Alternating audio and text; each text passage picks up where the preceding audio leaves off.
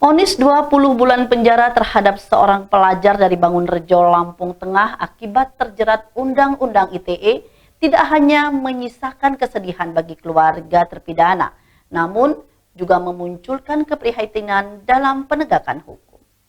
Seorang pelajar dari Kecamatan Bangunrejo, Lampung Tengah harus mendekam di penjara selama 20 bulan karena terjerat Undang-Undang Informasi Teknologi dan Elektronik UU ITE.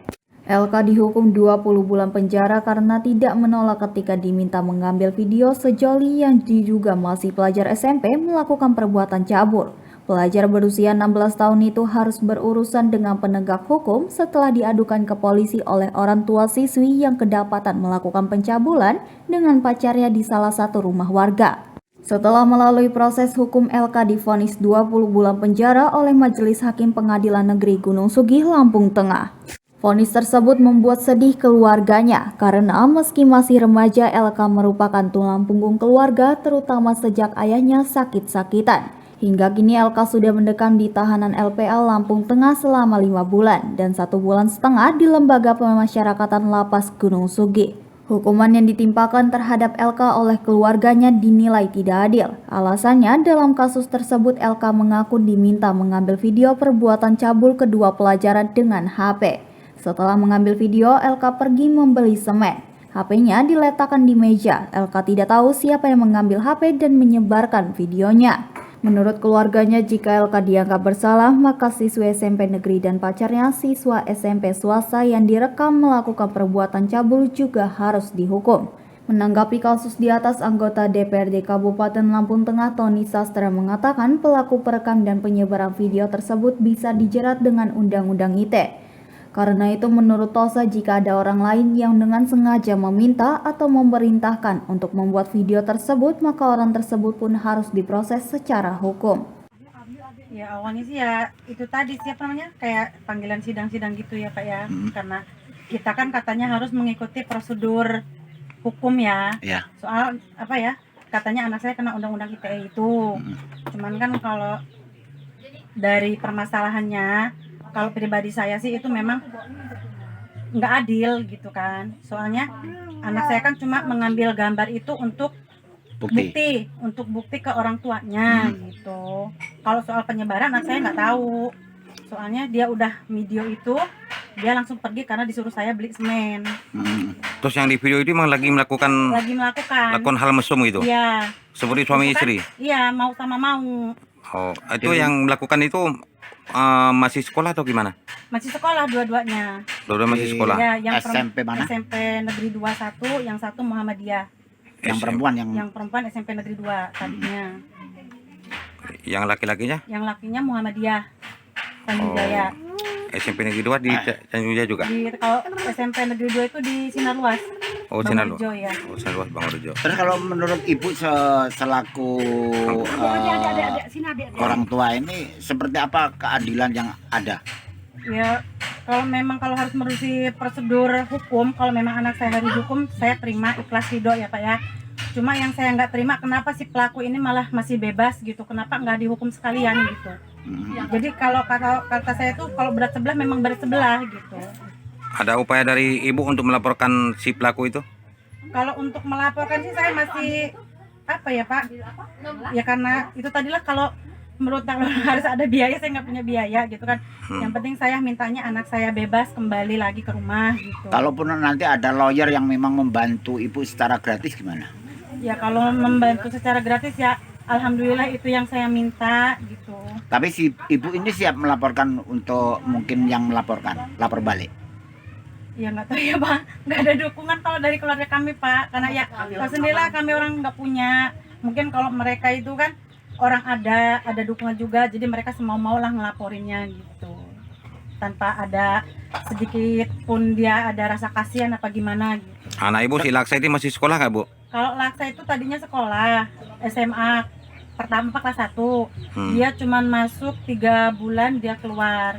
Keluarnya karena nggak ada biaya atau gimana? Iya, nggak ada biaya, karena bapaknya udah sakit-sakitan gitu kan. Saya cuman dagang jualan aja gitu. Oh, berarti si Laksa udah putus sekolah ya? Udah putus sekolah, dia Udah keluar putus sendiri karena dia cuman bilang saya mau kerja aja bantu ibu cari uang buat berobat ayah.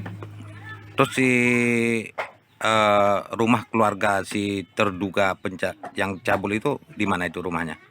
Di Tanjung di Mekarjaya 1 yang perempuannya, kalau yang laki di daerah Kedokan, Tanjung Sari. Kalau emang udah pisahan apa? Apanya? Yang ngelaporin ini. Yang ngelaporin? Pisah gimana maksudnya? Ibu bapaknya? Kalau ibu bapaknya yang asli katanya udah pisah. Bapaknya udah sama yang asli udah pisah katanya. Terus dua-duanya itu masih sekolah? Dua-duanya masih sekolah tadinya. Laki perempuannya? Mungkin kalau untuk sekarang karena udah disidang dari pihak sekolah itu udah datang, jadi anak itu dikeluarin. Oh, dikeluarin maksud. Yang laki juga dikeluarin? Yang laki dikeluarin. Yang perempuan juga dikeluarin? Yang perempuan katanya sih ngomongnya mau di pesantrenin ke Tanjung Karang. Tapi dengar-dengar lagi dia sekolahnya di bakery, pindah ke bakery. Terus dari pihak pelapor itu sendiri ada niat baiknya nggak untuk melepaskan anak ibu? Saya pernah ke sana dari awal kejadian itu, dapat semalam. Saya ke sana minta maaf lah, istilahnya minta maksudnya ya minta maaf, biar minta dimaafin apa gimana. Cuman ya itu tadi, kalau ibunya nggak mau nemuin, yang nemuin kakeknya sama kakaknya apa adiknya gitu, yang laki yang buruk. Terus dari upaya di kampung sebelum naik ke mungkin pelaporan itu, apakah nggak ada etikat baik dari korban dan pelaku lah, ibarat seperti itu Bu? Apakah ada musyawarah ataupun enggak, ini lah tahu-tahu dilaporin gitu aja? Nggak ada, tahu-tahu anaknya dipanggil, dibawa ke Polres langsung. Itu dengan alasan bilangnya mau dibawa ke tempat Pak Lurah, mau dimintain keterangan. Sedangkan saya nelpon kok, kan itu dijemputnya jam 5 sore. Warung saya lagi ramai yang beli. Terus kirain ada yang mau jaroh, kirain mau ngejemput itu kan. Saya bilang anak saya nggak ikut, anak saya nunggu yang di atas. Itu yang jemput pihak kepolisian yang jemput? Iya, buser katanya orang. Pakaian bebas apa pakaian bebas? Pakaian bebas. Iya. Ada surat tugas mereka nggak ditunjukkan dengan ini, surat penangkapan? Surat perintah? Nggak ada. Makanya itu saya bilang katanya mau dibawa tempat Pak Lurah. Terus saya telepon Pak Lurah, Pak ada laksa nggak di situ? Nggak ada katanya gitu. Lah ngapa? Laksa lupa dibawa sama orang 4. Kata Pak Lurah ya udah kamu kesini. Terus saya tempat Pak Lurah, kasih penjelasan sama Pak Lurah, nggak taunya. Oh, dari pihak kepolisian itu nggak menunjukkan surat tugas mereka untuk penangkapan itu ya? Nggak ada. Oke, terima kasih Bu. Lah kerja apa gitu, jangan di dalam sel. Ini kan yang jarak juga terbengkalai karena nggak ada anak-anak itu. Kan Berarti si Laksa selama ini jadi tunggu keluarga? Iya Pak, nggak sekolah, dia nggak sekolah itu ya. Kadang-kadang ada orang ngoret, ikut ngoret, uangnya dikasihin. Ibunya buat beli obat bapaknya. Bapaknya sekarang dia sakit ikut apa? langsung. Alhamdulillah baru hari ini dia mau belajar gitu. Maksain karena ya namanya kita besok kalau orang juga punya mau udah dibawa ke butuh rumah sakit. Harapan dari neneknya gimana? Jangan kasihan, pokoknya saya mohon sama bapak-bapak, pokoknya cucu saya minta dikeluarin lah. Kalau masalah uang kita udah pokoknya nggak punya, untuk makan aja susah.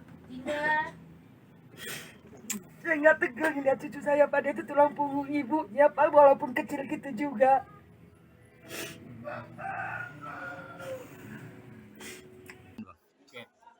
Undang-undang IT ya, undang-undang IT itu siapa yang membuat, siapa yang menyebarluaskan, itu yang akan dikejar hukum. Tapi kalau pelaku zina dan sebagainya, ancaman itu di bawah 1 tahun.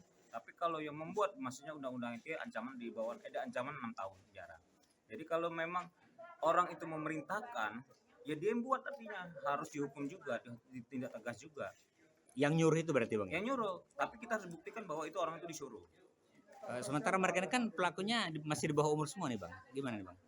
Ada kebijakan lah kalau di bawah umur, tapi kalau dia di bawah umur ada undang-undang sendiri.